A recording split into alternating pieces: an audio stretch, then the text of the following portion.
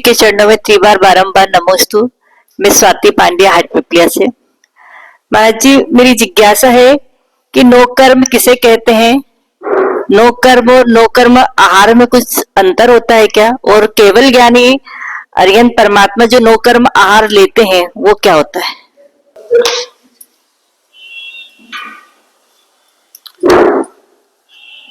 कोश में व्याकरण में एक वाक्य आता है, शब्दानाम अनेके अर्था। शब्दों के अनेक अर्थ हुआ करते। क्या? शब्दों के अनेक अर्थ हुआ करते। अपन कुछ भी निश्चित नहीं कर सकते, किंतु प्रसंग के अनुसार शब्द का अर्थ निकाला जाता है। नो कर्म का अर्थ निमित्त भी होता है। जैसे आपके संतवास में महाराज है, तो महाराज के निमित्त से आपका भी आना हो गया। यदि महाराज नहीं होते तो शायद अभी यहाँ नहीं होते, अपने काम में व्यस्त होते।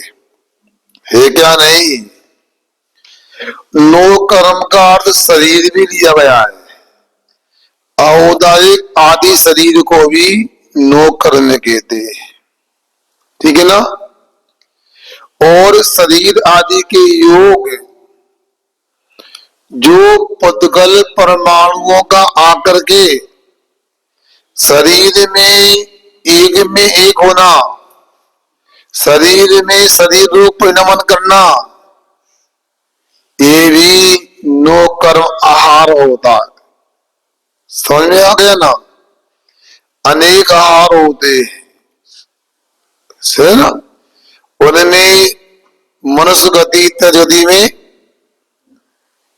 कबलाहार होता है, देवों के मानसिक आहार होता है, अंडज के ओजहार होता है। ठीक है ना? और नारकियों के कर्महार और अनंत भगवान के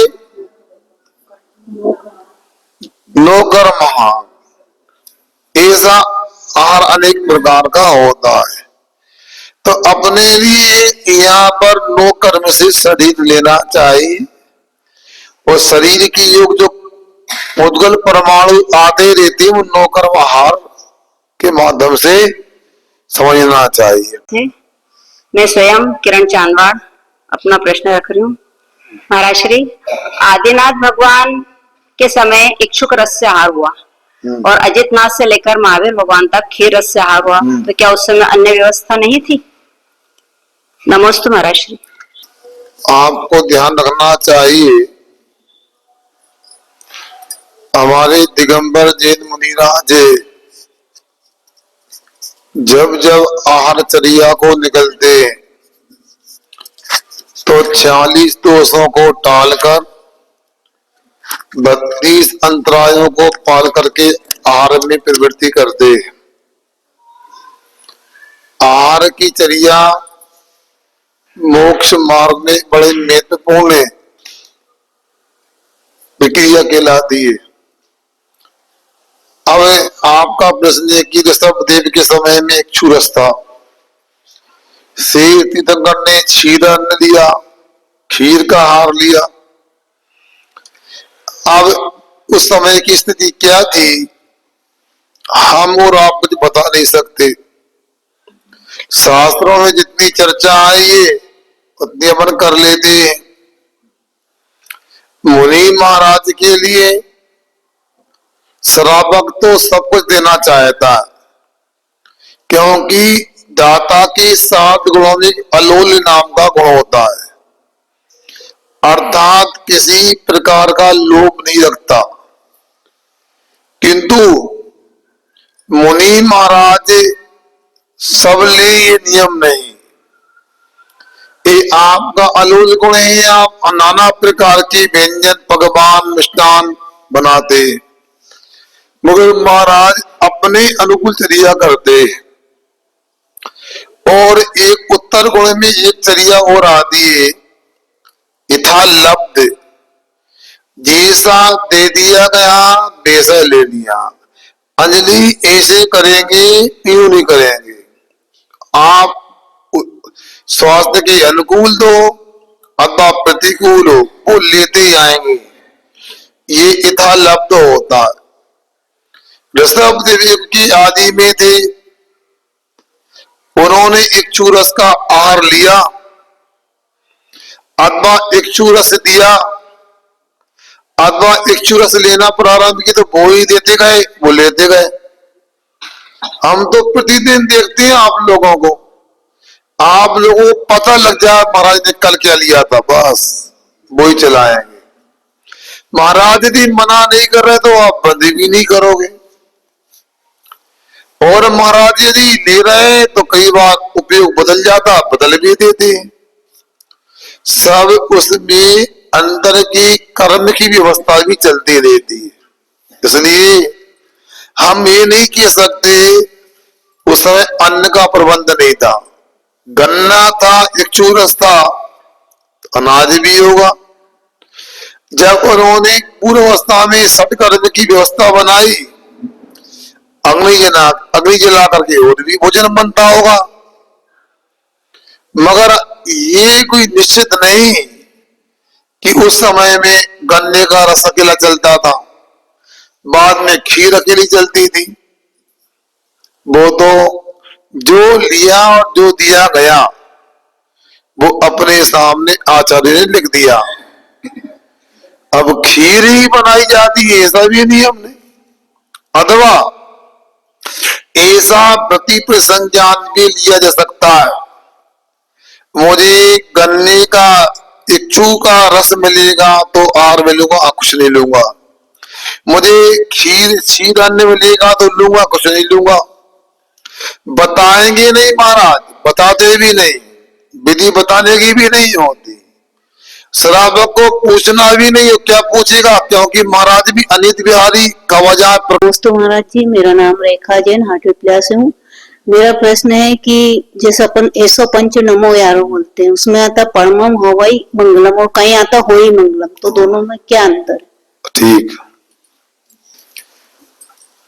देखो जिन देशना सार ग्रंथ आपके सामने उपलब्ध हो गया है उसमें इन सब प्रश्नों की समाधान दिए। ये नमोकार मंत्र की महिमा परक गाथा, ईसो पंच नमो यारो सब पापनाशनो मंगलालंची सब सिम पद्मम होई मंगलम। अब इस छंद की दृष्टि से भी विचार करें, ये अनुष्टुप छंद है, प्रत्येक चरण में 8-8 अक्षर होते। अनुष्टुप छंद के नियम होते हैं, चारों चरण का 5वें अक्षर ह्रस्व होता है, पहला और तीसरा चरण का 6वां अक्षर ह्रस्व होता है, 7वां अक्षर भी ह्रस्व होता है। दूसरे चरण का 6वां तो नहीं गलत बोल दिया, 6वां 7वां दीर्घ होता है, पहले तीसरे का, और दूसरे चौथे का 6वां तो दीर्घ होता है, 7वां ह्रस्व होता है। अब देखना, यदि पद्मम हवई मंगलम पढ़ेंगे तो 9 अक्षर हो गए, इसमें 6वां अक्षर ह्रस्व हो जाएगा, इसलिए पद्मम होई पढ़ना ही सर्वोत्तम है। क्या? पद्मम होई मंगलम। देखो अक्षर गनो, पद्मम होई 5वां ह्रस्व हो गया, मंग गलम गा 7वां ह्रस्व हो गया, 6वां दीर्घ हो गया, इसलिए अपने को पद्मम होई मंगलम पढ़ना उचित है।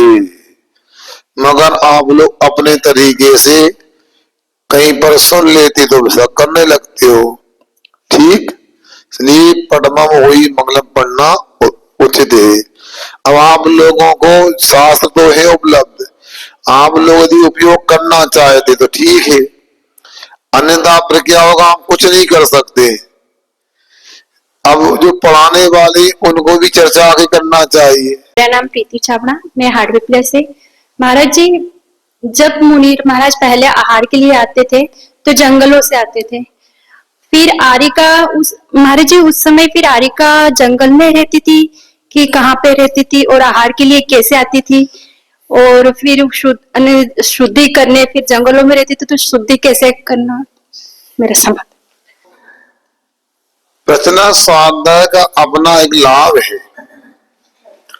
कई प्रश्न श्रोताओं की तरह ऐसे हो जाते हैं, आपने कभी विचार नहीं किया होगा वकीलता हो, और उसका सबको लाभ मिलता है। और मैं समझता हूं पढ़ने से धारणा नहीं बनती होगी, और इस कार्यक्रम की धारणा बन जाती होगी, स्थायी याद रहता होगा आपके लिए। तो यहाँ पर चर्चा हो रही है, इन्होंने पूछा है चतुर्थ काल में मुनि महाराज जंगल में रहते, जंगल से आते थे, मगर ऐसा नियम भी नहीं कि जंगल में ही रहते थे। शास्त्र में लिखा है शून्यागार विमुचता आवास। शून्यागार मतलब जो वृक्ष की कोटरे हैं, गुफाएं हैं, ठीक है ना। विमुचता आवास, किसी ने इसको छोड़ दिया स्थान को, ऐसा भी तो आवास होता है। यहां पर से आया करते थे। अब आदिगांव के बारे में पूछा है, इसलिए कहते हैं अलग अलग समय में, अलग अलग ग्रंथ में, अलग अलग स्वाध्याय में अलग अलग विषय उपलब्ध होते हैं। आदिगांव को जंगल में रहने की अनुमति नहीं, आदिगांव को दिनचर्या करने का निषेध है। आदिगांव को तो कहा है ग्रस्तों से दूर भी नहीं और ग्रस्तों को बिल्कुल बीच में भी नहीं।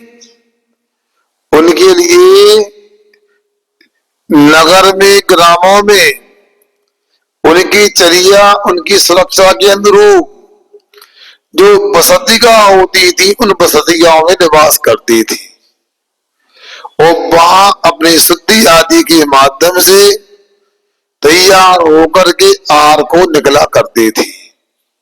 उस समय शुद्धि के जो वस्तु वगैरह वो लेते थे, तो उस आदि का स्वयं करती थी कि श्रावक। अरे बोल तो दिया, जब शराबों से दूर नहीं रहना है और पास में भी नहीं रहना है, ये तो आपका भी तो विवेक है कि आहार के बाद छोड़ने आओगे नहीं आओगे।